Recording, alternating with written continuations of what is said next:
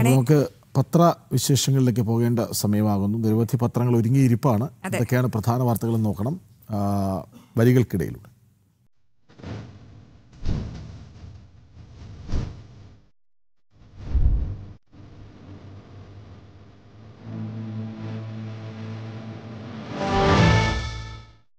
അപ്പോൾ നമുക്ക് ജന്മഭൂമി തുടങ്ങാം. ജന്മഭൂമിയുടെ മുഖപേജിൽ പിണറായി സർക്കാരിന് കനത്ത തിരിച്ചടി, നിയമവിരുദ്ധം നവകേരള സർവേ ഹൈക്കോടതി റദ്ദാക്കി എന്നതാണ്. സംസ്ഥാന സർക്കാർ നടത്തിവന്ന നവകേരള സർവേ ഹൈക്കോടതി റദ്ദാക്കി. സർവേക്ക് ആവശ്യമായ ധനകാര്യ അനുമതിയില്ലെന്ന് ചൂണ്ടിക്കാട്ടിയുള്ള ചീഫ് ജസ്റ്റിസ് ഉൾപ്പെട്ട ഡിവിഷൻ ബെഞ്ചിന്റെ ഉത്തരവ് പിണറായി സർക്കാരിന് കനത്ത തിരിച്ചടിയായി. ഇൻഫർമേഷൻ ആൻഡ് പബ്ലിക് റിലേഷൻസ് വകുപ്പിനെ നോഡൽ ഓഫീസായി നിയമിക്കുകയും സ്പെഷ്യൽ PR ക്യാമ്പയിൻ എന്ന തലക്കെട്ടിൽ 20 കോടി രൂപ അനുവദിക്കുകയും ചെയ്തത് ചട്ടങ്ങൾക്ക് വിരുദ്ധം. ഇവിടെ ആവശ്യങ്ങൾക്ക് വിനിയോഗിക്കാൻ പണമില്ല, അപ്പോഴാണ് നവകേരള സർവേ എന്ന് പറഞ്ഞ് ഇങ്ങനെ നടക്കുന്നത്. ഏതായാലും പ്രചാരണ സാമഗ്രികൾ വെറുതെയായി, ഖജനാവിന് നഷ്ടം കോടികളെന്നാണ്. ഖജനാവിന് നഷ്ടമെന്ന് പറയാൻ പറ്റില്ല, അതിന് ഖജനാവിലൊന്നുമില്ലല്ലോ, ഒരു ചുക്കുമില്ല. അപ്പോഴും എങ്ങനെയെങ്കിലും കോടികൾ പൊടിക്കുക എന്ന സർക്കാരിന്റെ ലക്ഷ്യം. ഇത് ആരാണ് ഇതൊക്കെ പദ്ധതിയിട്ടാ കൊടുക്കുന്നത്? പരിപാടിക്ക് എങ്ങനെ സർക്കാരിന്റെ ഫണ്ട് ഉപയോഗിക്കാൻ പറ്റുക? അല്ല, അതിന്റെ വഴികളാണല്ലോ നമ്മൾ കാണുന്നത്. പലതും കണ്ടല്ലോ, ആഗോള തട്ടിക്കൂട്ട് സംഗമം, തട്ടിപ്പ് സംഗമം ഒക്കെ കണ്ടല്ലോ.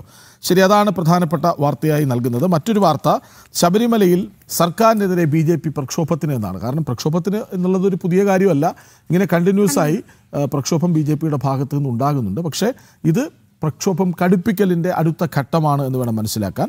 ശബരിമല വിഷയം ഉയർത്തിക്കാട്ടി സർക്കാരിനെതിരെ സംസ്ഥാന വ്യാപക പ്രക്ഷോഭം നടത്താൻ BJP തീരുമാനിച്ചുവെന്ന് സംസ്ഥാന general secretary advocate S. Suresh സംസ്ഥാന തെരഞ്ഞെടുപ്പ് കമ്മിറ്റി യോഗത്തിന് ശേഷം മാരാജി ഭവനിൽ വാർത്താസമ്മേളനം. അപ്പോൾ എന്തായാലും പ്രതിഷേധം കടുപ്പിക്കാൻ തന്നെയാണ് പാർട്ടിയുടെ തീരുമാനം എന്നാണ് മനസ്സിലാക്കുന്നത്. ഇനി എഡിറ്റോറിയൽ വളരെ ശ്രദ്ധേയമാകുന്നുണ്ട് ജന്മഭൂമിയുടേത്. ഹിന്ദുവിരുദ്ധ സർക്കാർ വീണ്ടും വെട്ടിലായി എന്നാണ്.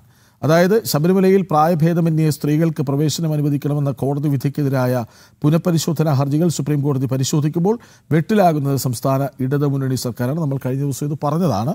യുവതീ പ്രവേശനം അനുവദിച്ചുകൊണ്ടുള്ള സുപ്രീം കോടതിയുടെ 5 അംഗ ബെഞ്ചിന്റെ വിധിയാണ് 9 അംഗ ഭരണഘടനാ ബെഞ്ച് ഏപ്രിൽ 7 മുതൽ പരിശോധിക്കുക.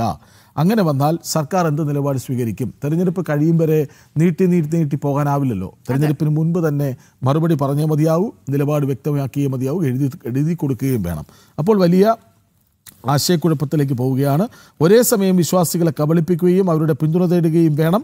ഇതുകൊണ്ട് CPM നേതാക്കളും നിയമമന്ത്രിയും ഒക്കെ വ്യക്തിപരമായി പ്രതികരിക്കാതെ ഒഴിഞ്ഞു മാറുകയാണ്. പക്ഷേ അധിക ദിവസം അങ്ങനെ ഒഴിഞ്ഞു മാറിപ്പോകാൻ പറ്റില്ല എന്നാണ്. മറ്റൊരു വാർത്ത പൊതുവാർത്താ പേജിൽ 5-ാമത്തെ പേജിൽ വരുന്നത്, ഊരാളുങ്കലിന് മേൽനഷ്ടം സഹിക്കാൻ സർക്കാരിൻ്റെ സമ്മർദ്ദം, അയ്യപ്പ സംഗമത്തിന് പരസ്യ ചെലവ് 3 കോടി എന്നാണ്. കണക്കുകളൊക്കെ ഇന്നലെ നമ്മൾ ഡിബേറ്റിൽ ചർച്ച ചെയ്തതാണ്. PS പ്രശാന്ത് പറയുന്ന കണക്കൊന്ന്, ജയകുമാർ പറയുന്ന കണക്കൊന്ന്, ചെലവായത് ധാരണയായത് 8 കോടി, ചെലവായത് 7.4 കോടി, ഞങ്ങൾ 4.99 കോടിയെ കൊടുക്കൂ.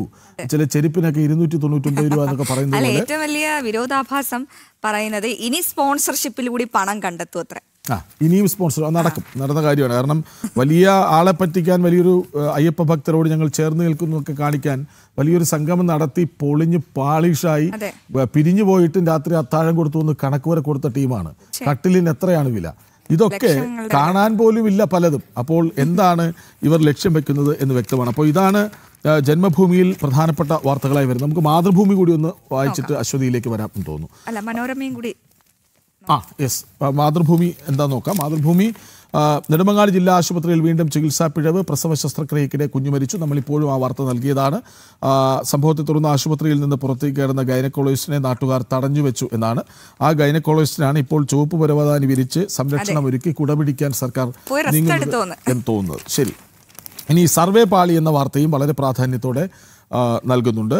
നവകേരളം സർവേ സർക്കാരിന് തിരിച്ചടി, നിർത്തിവെക്കൂ എന്ന് ഹൈക്കോടതി. രാഷ്ട്രീയ സർവേ ആണെന്നതുൾപ്പെടെയുള്ള വാദങ്ങൾ തള്ളിക്കളയാൻ കഴിയില്ല എന്നാണ് കോടതി പറയുന്നത്. അത് വളരെ പ്രാധാന്യത്തോടെ മുഖപേജിൽ നൽകുന്നുണ്ട്. മറ്റ് വാർത്തകൾ ഉൾപേജിലൊക്കെ വളരെ കൃത്യമായി നൽകുന്നുണ്ട്. AI ഉച്ചകോടിയെക്കുറിച്ചും സർക്കാരിൻ്റെ സ്പെഷ്യൽ PR വർക്കിനെ കുറിച്ചുമൊക്കെ പറഞ്ഞു വയ്ക്കുന്നുണ്ട്. മറ്റൊന്ന്, ഈ JEE മെയിൽ 2ാം സെഷൻ അപേക്ഷക്കാരെയൊക്കെ ഉൾപേജിൽ വരുന്നുണ്ട്. കായികം പേജിലെത്തിലേക്കും വരെ AI ഉച്ചകോടിയുടെ വിശദമായൊരു വാർത്തയുണ്ട്. ഇന്ത്യ AI മിഷൻ 2.0 വരും. അതായത് ഇന്ത്യ AI മിഷൻ വൈകാതെ ഉണ്ടാകുമെന്ന് കേന്ദ്ര IT മന്ത്രി അശ്വിനി വൈഷ്ണവ് പറഞ്ഞു. AI സോഫ്റ്റ്വെയറുകൾ വേണ്ട ഉയർന്ന ശേഷിയുള്ള കമ്പ്യൂട്ടർ ചിപ്പുകളായ GPUകൾ, അതായത് ഗ്രാഫിക് പ്രോസസ്സിംഗ് യൂണിറ്റ് സ്ഥാപിക്കുന്നതിനുള്ള പദ്ധതി വിപുലീകരിക്കാൻ ലക്ഷ്യമിട്ടാണ് ഇത്. അപ്പോൾ AI ഉച്ചകോടി നടക്കുന്നത് നമ്മുടെ രാജ്യതലസ്ഥാനത്താണ്. അപ്പോൾ AI എന്ന ഏറ്റവും ആധുനികമായ സംവിധാനത്തെ ചേർത്ത് പിടിക്കാൻ ഭാരത സർക്കാർ എത്രമാത്രം കാര്യക്ഷമമായി പ്രവർത്തിക്കുന്നു എന്നത് ഈ വാർത്തയിൽ വ്യക്തമാണ്. അപ്പോൾ ഓസീസിന് ഷോക്ക് എന്ന് ഒരു വാർത്ത നൽകിയിട്ടുണ്ട്. അത് കൃഷ്ണരാജിന് ഏറ്റവും ഇഷ്ടപ്പെട്ട പേജല്ലേ, സ്പോർട്സ് പേജ്. ഉറപ്പായി. അപ്പോൾ ആ പേജിലും കാര്യം കൃത്യമാണ്. അതായത് ഓസ്ട്രേലിയ വളരെ, പക്ഷേ ഇന്ത്യ ഓസ്ട്രേലിയ അതാണ് എപ്പോഴും ഒരു ഏറ്റവും ടോപ്പ് 2 ടീംസ് ഇപ്പോൾ എത്രയോ വർഷങ്ങളായി. പക്ഷേ നടന്നില്ല. ലോകകപ്പിൽ ആരായിരിക്കും ആ ഒരു ഏറ്റുമുട്ടാൻ ഓസ്ട്രേലിയ കൂടി പോകുമ്പോൾ ഇന്ത്യയുടെ സാധ്യത വർദ്ധിക്കുകയാണ് എന്ന് വേണമെങ്കിൽ പറയാം. കാരണം 8ാമത് ഇറങ്ങുന്നത് അക്സർ പട്ടേലാണ്. അപ്പോൾ സ്വാഭാവികമായിട്ട് ആ ടീമിന്റെ ബാറ്റിംഗ് ഡെപ്ത് എത്രമാത്രമാണെന്നറിയാം. ബൗളിംഗിൽ ഇപ്പോൾ തിലക് വർമ്മ എറിയും, റിങ്കു സിംഗ് എറിയും, അഭിഷേക് ശർമ്മ എറിയും. അപ്പോൾ ഞാൻ ചോദിക്കട്ടെ, ലോകകപ്പ് ടീമിനെ ഒന്ന് പ്രവചിക്കാമോ?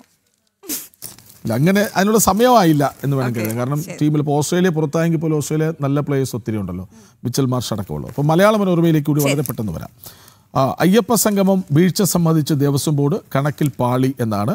IIICയുടെ കണക്ക് തള്ളി, ബോർഡ് അംഗീകരിച്ച തുക മാത്രമേ നൽകൂ. നമ്മളിത് ഇന്നലെ ചർച്ച ചെയ്തതാണ്. അതായത് ദേവസ്വം പ്രസിഡന്റ് പറയുകയാണ്, ഒരു കരാറുണ്ടാക്കി, 8 കോടി രൂപയ്ക്ക് കരാറുണ്ടാക്കി, അതിനുശേഷം 7.04 കോടി രൂപയുടെ ബില്ല് അവർ കൊടുക്കുന്നു. പക്ഷെ ഞങ്ങൾ 4.99 കോടിയെ തരൂ എന്നാണ് പറയുന്നത്. അവർ കോടതിയിൽ പോകില്ലേ എന്ന് ചോദിച്ചപ്പോൾ അദ്ദേഹം പറഞ്ഞത് എന്താണെന്നറിയോ? അങ്ങനെ കരുതുന്നില്ല എന്നാണ്. അപ്പോൾ ഇവരെല്ലാം കൂടെ ഒരുമിച്ചുള്ളതാണോ ഈ ധാരണ, വട്ടമേശയ്ക്ക് ചുറ്റുവരുന്നുള്ള തീരുമാനമാണോ എന്നൊക്കെ സംശയിക്കണം. ഏതായാലും ആഗോള അയ്യപ്പ സംഗമത്തിൻ്റെ നടത്തിപ്പ് കരാർ ഏറ്റെടുത്ത IIICയുടെ പെരുപ്പിച്ച ചെലവ് കണക്ക് തിരുവിതാംകൂർ ദേവസ്വം ബോർഡ് തള്ളി. GST ഉൾപ്പെടെ 7.11 കോടി രൂപയുടെ കണക്കാണ് കരാറുകാർ അന്തിമമായി നൽകിയതെങ്കിലും 4.75 കോടി രൂപ, ഇതിലും പ്രശ്നമുണ്ട്. 4.99 എന്നാണ് പറഞ്ഞതെന്നാണ് ഞാൻ മനസ്സിലാക്കുന്നത്. ഏതായാലും ആ ഉടായിപ്പ് ഒന്നുകൂടി തെളിഞ്ഞു വരുന്നുണ്ട്. അതായത് ഇന്നലെ K ജയകുമാർ വാർത്താസമ്മേളനം നടത്തിയതോടെ ആ വിഷയത്തിൽ കൂടുതൽ സങ്കീർണമായ അവസ്ഥയിലേക്ക് കാര്യങ്ങൾ പോകുന്നു എന്ന് വേണം മനസ്സിലാക്കി വയ്ക്കാൻ. മനോരമയുടെ ഉൾപേജിലേക്ക് വന്നാൽ, യുവതീ പ്രവേശം നിലപാട് നീട്ടിക്കൊണ്ടുപോകാൻ ആവില്ല, സർക്കാർ നിലപാട് 9 ബെഞ്ച് മുൻപാകെ തന്നെ വ്യക്തമാക്കേണ്ടി വരും എന്നാണ്. അതായത് ശബരിമല യുവതീ പ്രവേശന വിഷയത്തിൽ ഉചിതമായ സമയത്ത് നിലപാട് പറയുമെന്നാണ് സംസ്ഥാന സർക്കാർ പറയുന്നത്. അടുത്ത മാസം 14-നകം നിലപാടുകൾ എഴുതി നൽകണമെന്നാണ് സുപ്രീം കോടതിയുടെ നിർദ്ദേശം. അതിനകം നിലപാട് അറിയിക്കേണ്ട എന്ന് തീരുമാനിക്കാൻ സർക്കാരിന് തടസ്സമില്ല. അത് എപ്പോൾ വേണമെങ്കിലും ഇനി കൊടുക്കാം. പക്ഷേ 14 വരെ നീട്ടിക്കൊണ്ടുപോകും. അതിനു മുമ്പ് അങ്ങനെ തെരഞ്ഞെടുപ്പ് വന്നാലും ഒന്ന് ആശ്വസിക്കാനേ വഴിയുള്ളൂ. പക്ഷെ നടക്കില്ല. അപ്പോൾ എന്തായാലും ഒരു തെരഞ്ഞെടുപ്പ് എടുക്കുകയല്ലേ, അപ്പോൾ സ്വാഭാവികമായിട്ടും മാറി മറിഞ്ഞ് സംസാരിക്കാനുള്ള സാധ്യതയൊക്കെ കാണുന്നുണ്ട്. ഇനി നമുക്ക് സ്പോർട്സ് പേജിലേക്ക് വന്നാൽ, മാറ്റില്ലാതെ മൈറ്റി ഓസീസ് എന്നാണ്. നമ്മൾ ഇന്നലെ ഓസ്ട്രേലിയ എന്നാണ് കൊടുത്തത്. ഓസ്ട്രേലിയ പോകുന്നു എന്നാണ് കൊടുത്തത്. ഇതിപ്പോൾ മാറ്റില്ലാതെ മൈറ്റി ഓസീസ് എന്നാണ്. T20 ലോകകപ്പിൽ നിന്ന് ഓസ്ട്രേലിയ പുറത്താകുന്നു. അയർലൻഡ് സിംബാബ്വെ മത്സരം മഴ കാരണം നടന്നില്ല. അപ്പോൾ 1 പോയിന്റ് സിംബാബ്വെക്ക് കിട്ടി, അങ്ങനെ 5 പോയിന്റ്.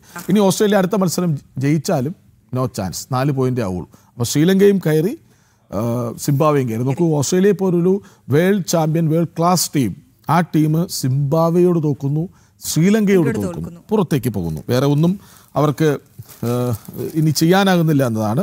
പാത്തുമ്മയുടെ ലങ്ക എന്ന് പറയുന്നുണ്ട്. പാത്തും നിസ്സംഗ എന്നാണ് കളിക്കാരൻ്റെ പേര്. അയാളൊരു ഗംഭീര ക്യാച്ച് എടുത്തു.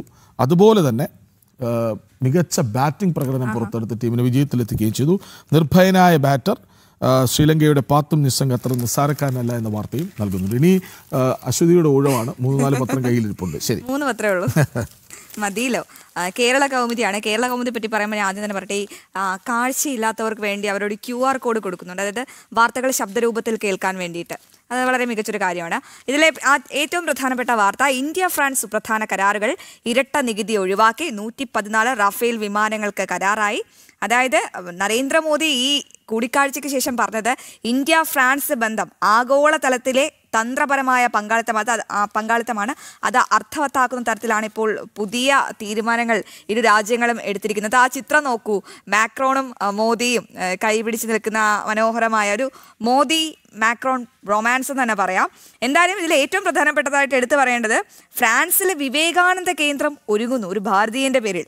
ഒപ്പം ഹാമർ മിസൈലുകൾ മേക്ക് ഇൻ ഇന്ത്യ പദ്ധതി വഴി ഒരുങ്ങുകയാണ്. ഈ ഹാമർ മിസൈൽ നമുക്കറിയാം, മാരക പ്രഹരശേഷിയാണ് ഇതിനുള്ളത്. ഈ മിസൈലുകൾ ഇന്ത്യയിൽ നിർമ്മിക്കാനുള്ള കരാറിൽ ഫ്രാൻസിന്റെ കമ്പനി ഒപ്പുവെച്ചിട്ടുണ്ട്. ഈ ഹാമർ ഓപ്പറേഷൻ സിന്ദൂറിൽ പാകിസ്ഥാൻ അധിനിവേശ കശ്മീരിലെ ഭീകരത്താവളങ്ങൾ തകർക്കുന്നതിൽ നിർണായക പങ്ക് വഹിച്ച മിസൈലാണ്. കൃഷ്ണരാജ്, നമ്മളൊക്കെ വാർത്ത റിപ്പോർട്ട് ചെയ്യുന്ന സമയത്ത് ഈ ഹാമർ മിസൈലുകളെ പറ്റിയൊക്കെ വാതോരാതെ അന്ന് പറഞ്ഞിരുന്നു. അത് നമ്മുടെ ഇന്ത്യയിൽ നിർമ്മിക്കാൻ ഒരുങ്ങുന്നു. ഒപ്പം ഈ ഫ്രാൻസിൽ സ്വാമി വിവേകാനന്ദ സാംസ്കാരിക കേന്ദ്രം, Indo French centre for digital and science and technology, Delhi എയിംസിൽ Indo French centre for AI in health, അങ്ങനെ വിശദമാക്കിക്കൊണ്ടിരിക്കുകയാണ്. അങ്ങനെ ഒരുപാട് സുപ്രധാനമായ കരാറുകളിലാണ് ഇരു രാജ്യങ്ങളും ഒപ്പുവെച്ചിരിക്കുന്നത്. ഏറ്റവും എടുത്തു പറയേണ്ടത് 2030 30,000 ഇന്ത്യൻ വിദ്യാർത്ഥികൾക്ക് ഫ്രാൻസിൽ അവസരം കൂടി കൊടുക്കുന്നുണ്ട്. വ്യോമസേനയ്ക്ക് 114 റാഫേൽ യുദ്ധവിമാനങ്ങൾ വാങ്ങാനുള്ള 3.25 ലക്ഷം കോടിയുടെ ഇടപാടിനും കരാറായിരിക്കുന്നു. എന്തുകൊണ്ടും ലോകം ഇങ്ങനെ കണ്ണുനട്ട് കാത്തിരുന്ന ഒരു ചർച്ചയാണ് ഫ്രാൻസ്. ഈ ആഗോളതലത്തിൽ ഇന്ത്യക്കുള്ള ആ ഒരു സുപ്രധാന നായക പദവി വീണ്ടും വ്യക്തമാക്കുന്ന ഒന്ന് തന്നെയാണെന്ന് തന്നെ പറയാം. ഇനി നമുക്ക് മറ്റ് ഉൾപേജിലൊക്കെ വാർത്ത, ലോക്കൽ പേജിലൊക്കെ വാർത്താ സമ്പുഷ്ടമാണ്. ഇനി നമുക്ക് ഈ മൂന്നാമത്തെ പേജിലേക്ക് വരുമ്പോൾ നൈപുണ്യ പരിശീലനം ലക്ഷങ്ങളുടെ തട്ടിപ്പ്, ഒരു പ്രധാനപ്പെട്ട വാർത്തയാണ്. ജോലിയുടെ പേരിൽ തട്ടിപ്പ് നടത്തുക, പരിശീലനം, വ്യാജമായ ജോലിയും ശമ്പളവും. ഏജൻസികളും ഉദ്യോഗസ്ഥരും ഒത്തുകളിച്ചുകൊണ്ടാണ് ഇത്തരത്തിലൊരു വലിയ തട്ടിപ്പിന് തുടക്കമിടുന്നത്. നൈപുണ്യ പരിശീലനത്തിലുള്ള കേന്ദ്ര പദ്ധതി ദീൻ ദയാൽ ഉപാധ്യായ ഗ്രാമീൺ കേന്ദ്രത്തിന്റെ പല ഫണ്ടുകളും കേരളം നല്ല രീതിയിൽ വിനിയോഗിക്കുന്നില്ല. ഇപ്പോഴിതാ കേന്ദ്ര പദ്ധതിയുടെ മറവിൽ വലിയൊരു തട്ടിപ്പ് കൂടിയാണ് നടത്തുന്നത്.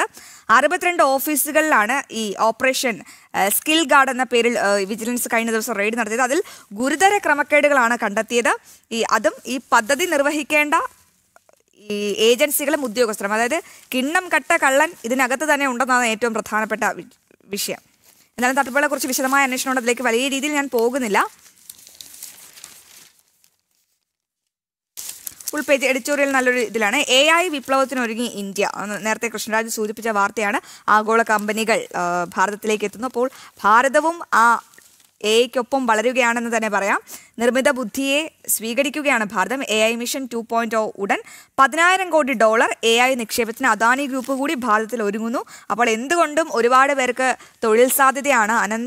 ഭയങ്കര വലിയ വികസന പദ്ധതികൾക്ക് കൂടിയാണ് തുടക്കം കുറിച്ചിരിക്കുന്നത്. 10,000 കോടി, അതായത് 10 വർഷത്തിനുള്ളിൽ $10,000 കോടി അദാനി ഗ്രൂപ്പ് നിക്ഷേപിക്കുന്നത്. ഇന്ത്യയിലെ $25,000 കോടി നിക്ഷേപമാണ് 2035 ഉണ്ടാവുക. ഇനി നമ്മൾ ഫ്രാൻസുമായിട്ട് ബന്ധപ്പെട്ട മറ്റൊരു റിപ്പോർട്ടിലേക്കാണ്. ഫ്രഞ്ച് H125 ഇനി മെയ്ഡ് ഇൻ ഇന്ത്യ.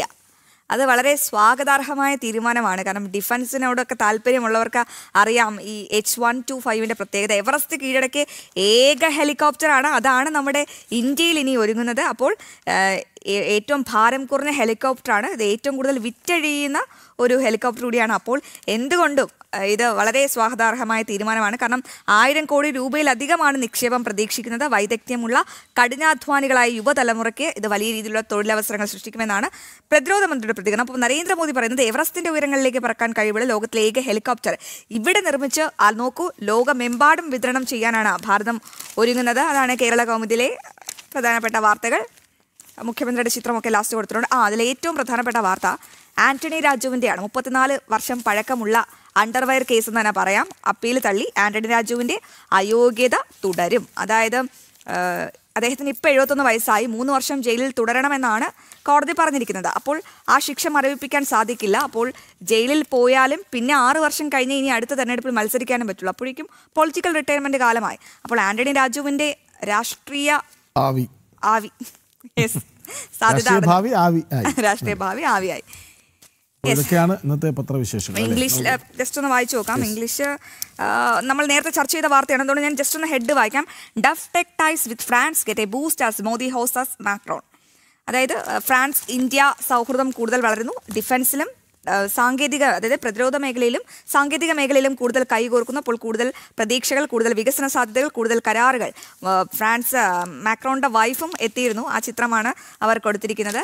ഇനി നമുക്ക് എക്കണോമിക് ടൈംസിലേക്ക് പോകാം. എക്കണോമിക് ടൈംസിൽ Google wants partner India in its AI trajectory. അതായത് ഗൂഗിൾ CEO സുന്ദർ പിച്ചെ പറഞ്ഞിരിക്കുന്നത് ഭാരതത്തിൽ വലിയൊരു നിക്ഷേപം നടത്താൻ ഒരുങ്ങുന്നു എന്നാണ്. AIക്ക് വേണ്ടി വളരെ സ്വാഗതാർഹമായ തീരുമാനമാണ്. Extraordinary time of hyper progress in pivotal technology set Sundar Pichai. അതായത് ഇത് ഇന്ത്യയിൽ ഈ നിക്ഷേപം നിക്ഷേപിക്കുന്നത് വഴി വലിയ രീതിയിലുള്ളൊരു മാറ്റമാണ് ഉണ്ടാകാൻ ഒടുങ്ങുന്നത്. അപ്പോൾ ഗൂഗിളിനും ഇന്ത്യയെ മതി എന്ന സാരം. അങ്ങനെ സമയമില്ലാത്തത് കൊണ്ടാണ് വാർത്ത ഒന്ന് ഓട്ടിച്ചു പോയത്. ശരി, അപ്പോൾ നമ്മൾ വരികൾക്കിടയിലൂടെ നമ്മൾ കുറേ നേരം സഞ്ചരിച്ചു. അതെ.